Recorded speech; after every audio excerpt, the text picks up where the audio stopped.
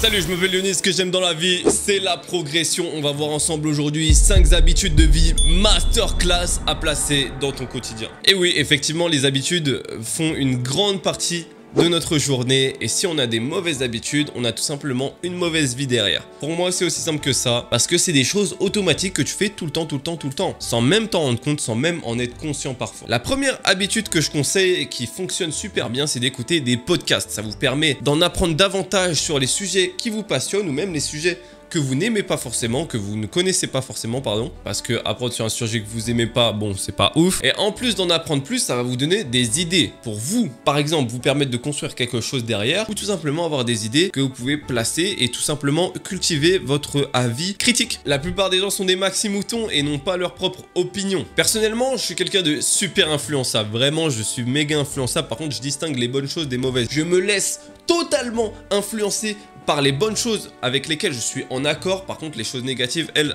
j'arrive à faire vraiment la différence. Quand vous êtes influençable comme ça, c'est vraiment bien d'avoir les choses comme des podcasts, etc. qui vous envoient des choses qui sont vraiment positives avec lesquelles vous êtes d'accord. Et ça va vous permettre de rejeter les choses que vous n'êtes pas forcément en accord. En plus de ça, c'est un gain de temps parce que, par exemple, au lieu de lire quelque chose ou quoi qui va faire en sorte que vous êtes assis, vous pouvez le faire pendant que vous êtes dans la voiture. Donc ça veut dire que quand vous êtes dans des bouchons par exemple, bah en fait vous perdez plus votre temps à juste être là, à écouter de la musique peut-être.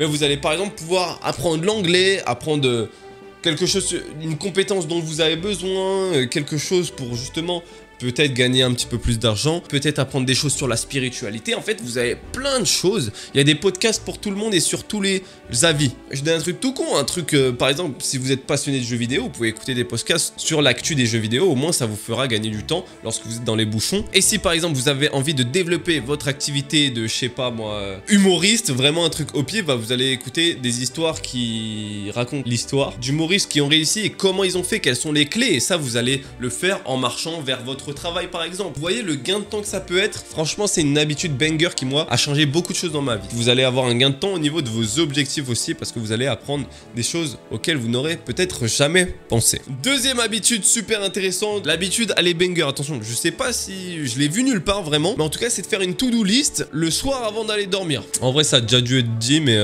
j'ai aucun souvenir. On disait souvent faire des to-do list le jour J ou quoi, mais faire la to-do list le soir avant de dormir permet de te mettre déjà dans un mood où t'as exposé tes idées, le soir tu vas pouvoir dormir beaucoup plus tranquille. Perso, moi ça m'a aidé parce que des fois j'ai des idées qui fusent pendant la nuit, je me dis waouh, comment je vais dormir, j'ai trop envie de faire ci, ça, ça. Et en fait, je l'ai noté, et même si jamais il y a un truc qui reste dans ma tête qui veut pas sortir, je me lève et je l'ajoute à ma to-do list à faire demain. Et en fait, ça me permet de tout simplement avoir un gain de temps, mais juste exceptionnel. Pareil, une clarté mentale exceptionnelle parce que j'ai ma liste exactement de je dois faire ça, je dois faire ça, je dois faire ça, je dois faire ça. Et tout ce que j'ai à faire, c'est suivre. Je place bien sûr le truc le plus important en haut de ma liste et ensuite je défile en fonction des priorités. Lorsque je n'arrive pas à finir quelque chose, en fait, je me mets une note à la fin sur 10. Par exemple, si je me suis donné 10 objectifs, ou sur 8, si je me suis donné 8 objectifs. Et il se trouve que parfois, effectivement, je n'arrive pas à tout faire et je suis plutôt à 6, à 7. Et bah quand je suis à 6, 7, et bah les quêtes, je les appelle les quêtes, moi j'adore parce que bah, comme je vous ai dit autrefois, j'étais un gros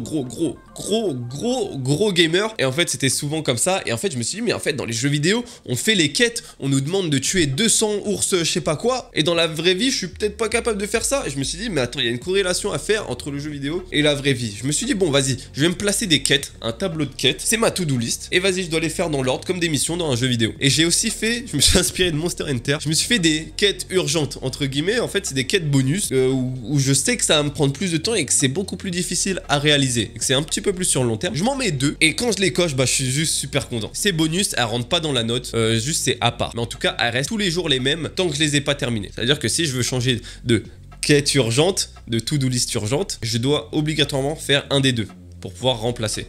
Donc voilà, l'avantage de la to-do list, clarté mentale, productivité. Troisième habitude à prendre, c'est de dormir suffisamment. 7 à 8 heures par nuit, c'est pas des conneries, ça vous permet d'être beaucoup mieux au niveau de votre santé, au niveau de votre mental. Vous allez être beaucoup plus présent parce qu'effectivement, quand on n'a pas nos heures de sommeil, on n'est pas bien. On va pas se mytho, on n'est pas bien, on est un peu faible. Que ça soit mentalement, on est beaucoup plus assujetti à céder au craquage, que ça soit de la bouffe, que ça soit n'importe quelle habitude nocive. En fait, on est beaucoup plus assujetti à y aller. Alors que quand on a bien dormi, quand on a fait nos 7-8 8 heures de sommeil réparateur, sommeil profond, machin, tout, et ben en fait, on devient presque inarrêtable en fait. C'est abuser la différence qu'il y a. Donc si vous avez jamais expérimenté ça, essayez sur une semaine de vous coucher à la même heure et de vous réveiller à la même heure. Vous allez voir, le changement est banger. Vous allez arrêter d'être une larve humaine et tout simplement reprendre votre vie en main parce que vous allez arrêter de dormir pendant votre journée. D'ailleurs, vous le savez, avec mes programmes pour ceux qui sont membres, d'ailleurs, merci encore. Si jamais vous voulez que je vous coach, lien en description, on se fait un appel ensemble, on identifie vos objectifs et tout simplement vous rentrez dans mon application, vous rejoignez ma communauté privée. Après, c'est parti pour votre transformation physique. Bref, c'était pas le sujet. Construction musculaire, quand vous dormez suffisamment, en fait, c'est là où vos fibres vont se reconstruire, où votre corps va un peu se renouveler, va un peu se nettoyer, etc. C'est pour ça qu'il faut mieux éviter de manger trop avant de dormir et d'arrêter de manger limite 2-3 heures avant pour pouvoir digérer avant d'aller dormir. Et ensuite, quand vous allez dormir, tout simplement, utiliser les nutriments et avoir un sommeil beaucoup plus réparateur, beaucoup plus rapidement. Tout simplement parce que votre corps va être prêt à dormir. C'est pareil pour les lumières. Aidez votre corps, aidez votre organisme à ressentir les hormones de la nuit. Si là, je me mets tout le temps avec mon éclairage, d'ailleurs, vu que je vais reprendre les streams Twitch, d'ailleurs, c'est sûrement le cas actuellement parce que cette vidéo va sortir bien plus tard que quand je l'ai tournée. Et bah, c'est vrai que, en fait, je me dérègle parce que, imaginons, je stream le soir à 23 h et que je me prends mes spots lumineux comme j'ai ici. Bah, en fait, mon cerveau va comprendre qu'il fait encore jour parce que la rétine a des détecteurs qui renvoient au cerveau qu'il fait jour. Et oui, c'est bête, mais c'est pareil pour vos téléphones. C'est pareil, dès que vous avez une lumière super forte alors que vous êtes dans le noir, et ben en fait, vous avez le même ressenti, les mêmes détecteurs qui s'activent. Donc faites très attention à ça. Diminuez la lumière un petit peu partout où vous allez, même quand vous prenez votre douche, allumez une lumière qui est un petit peu à l'extérieur. Prenez votre douche et au moins, vous commencez à avoir les détecteurs qui se désactivent pour avoir un sommeil beaucoup plus rapide. Le quatrième, ça va être de jeûner d'une manière intelligente. Ça veut dire sans être en déficit total de calories et d'avoir tout le temps vos nutriments qui sont tout simplement nécessaires. Donc si vous jeûnez de façon intermittente, vous pouvez faire des longs, vous pouvez aussi faire des intermittents, veillez à consommer assez de calories derrière. Parce que si vous faites un jeûne intermittent et qu'après vous allez manger que des pâtes, ça ne sert à rien. C'est encore plus négatif presque, on dirait. Donc voilà, si vous jeûnez, derrière, mangez des choses qui sont utiles pour votre corps. Protéines, lipides, glucides. Vous connaissez les macronutriments, ils sont super importants. Lipides, avocat, noix, oléagineux, huile d'olive, protéines, viande, poisson, lentilles, œufs, glucides, riz, flocons d'avoine, mes couilles. Bref, de jeûner, ça va tout simplement nettoyer aussi votre organisme. Vous allez vous sentir beaucoup mieux et beaucoup moins inflammé. Et notamment, j'ai remarqué quelque chose qui arrive sur moi, c'est que quand je ne mange pas, par exemple le matin, alors que j'ai l'habitude de beaucoup manger le matin parce que autrefois j'étais en prise de masse, etc. J'ai remarqué que j'étais beaucoup plus concentré sans manger. C'est-à-dire que j'ai réfléchi, je me suis dit que effectivement, à l'époque des chasseurs-cueilleurs, ils devaient chasser ou ils devaient faire quelque chose pour pouvoir accéder à la nourriture. Chose qu'on ne fait plus, mais effectivement, il fallait une grosse niaque avant de pouvoir manger. Et j'ai l'impression que quand on va manger et qu'on mange beaucoup, on n'a plus cette dalle. Mais pas cette dalle de manger, cette dalle de réussir, par exemple, à aller à faire du sport ou etc.